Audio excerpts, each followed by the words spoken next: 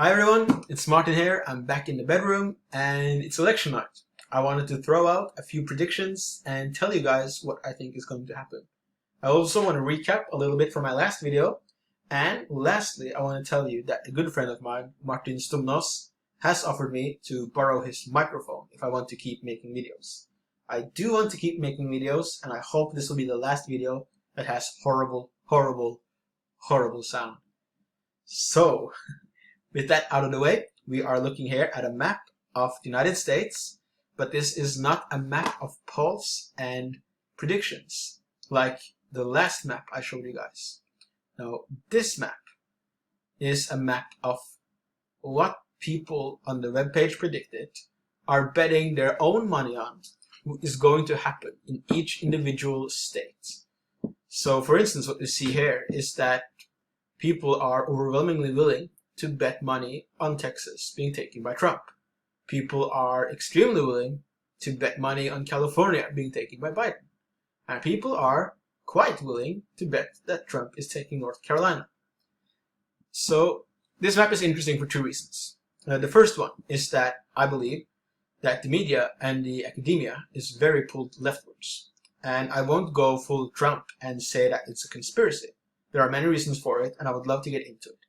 But it basically means that everyone who does polls, or not everyone, a majority of the people who do polls are in a political environment that largely agrees with their own worldview. And that means that they don't get challenged as much. That means that important indicators might be thrown away or not really looked properly at, but just taken as, one strange occurrence. Whereas people with a different worldview would maybe recognize this strange occurrence as something they actually see a lot. This is one of the things that happened in the last election. Nearly every pollster was blind to a lot of the movements that a few pollsters managed to pick up. Now, Trafalgar Group, they managed to be the most accurate polling firm of the 2016 presidential race. And the thing is, there is hundreds and hundreds of polls every year, but the vast majority of them are of low quality and are not really that accurate at the state level. National polls are pretty accurate, but state level polls are very difficult to get right, simply because there are so many states in the United States and there are so many differences in each individual county and state, and if you do not really work with the numbers, you're going to miss so much. Now, Trafalgar Group is one of those groups that really managed to predict what was going to happen in the last election.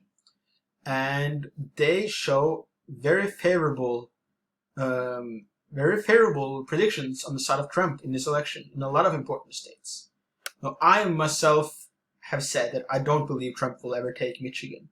I don't think Trump will take Pennsylvania. They say he might. I say nah. So I'm not saying that I believe these guys absolutely. But they show some very clear leads in Arizona and North Carolina, which are important states that might flip.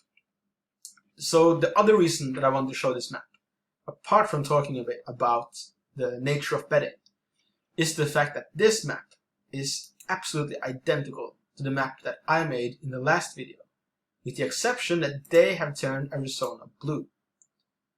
Now, I believe Arizona is going to go Republican, and Trafalgar Group agrees with me and puts Trump at 2.5% over Biden in Arizona.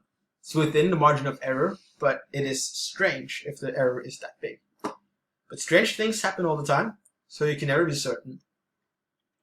But I believe that the better polling firms that have proven to be accurate in a Trump election, to put it that way, together with the betting